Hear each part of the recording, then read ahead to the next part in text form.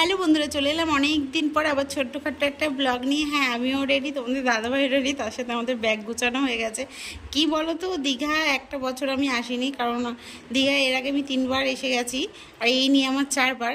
আর আমার আমার এটা ইচ্ছে, দীঘা যতবারই হোক আমার খুব ইচ্ছে হবে আসতে। তো সেরকমই এবারও। আর এবার তো পুরো আমার যে বান্ধবীর গ্যাং সবাই মিলে আমরা এসেছি এবারে। খুব মজা করতে করতে সেখানে নাচানাচি করেছি বাসে একটু, তারপরে কোলাঘাটে গেছি, গিয়ে ওখান থেকে একটু চা খেয়েছি তোমাদের দাদাভাই আর আমি।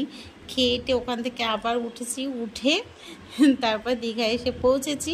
আর আসার পরে এখানে নিউ দীঘায় উঠেছি, আর এখানে আসার পরে কিন্তু সুন্দর করে আবার একটু সাজুগুজু করে নিয়েছি, আর করে নিয়ে চলে গেছি বিচে। কারণ হোটেলে বসে থাকার জন্য তো পিঠা আসে না, পিঠা আসে কখন যাবে সমুদ্রের কাছে, তার জন্য তো গেছি। ভীষণ ভালো লাগছে, তোমরা দেখতে থাকো, যতটা বলবো ততটাই কম। আমার যতবার আসবো আমার মনে হবে আবার নতুন করে আমি দীঘাকে দেখছি।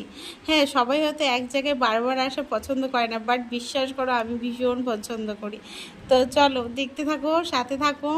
আর ছোট ছোট এভাবে ব্লগ দিতে থাকবো, কারণ এখানে নেটটা খুব একদম বাজে যাচ্ছে। টাওয়ার ফাওয়ার নিয়ে কারোর সাথে সেভাবে যোগাযোগ করতে পারছি না। আর এবারে তো মা আসেনি, তোমাদের দাদাভাই আর আমি। মা তো বহু টেনশন করছে, কিছুক্ষণ পরপরই যেন ফোন করছে মা আমাকে, বাবাও তাই। তো চলো দেখতে থাকো। তো প্রথম রাউন্ড ঘুরে গেলাম বিচ থেকে, বেশ ভালো লাগলো। হাতে জুতোটা নিয়ে নিয়েছি, পায়ে পুরো বালিতে বালি। তো এখন গিয়ে টিফিন করে একবার পরে বেরোবো। এখন শুধু রেখা আর আমি বেরিয়েছি, আর কেউ বেরোয়নি, সবাই ব্যস্ত। আমার আর আমি দীঘায় আসার পরে আমার মনে হয় না হোটেলে থাকতে ইচ্ছে করে, তার জন্য। তো চলো তো চলো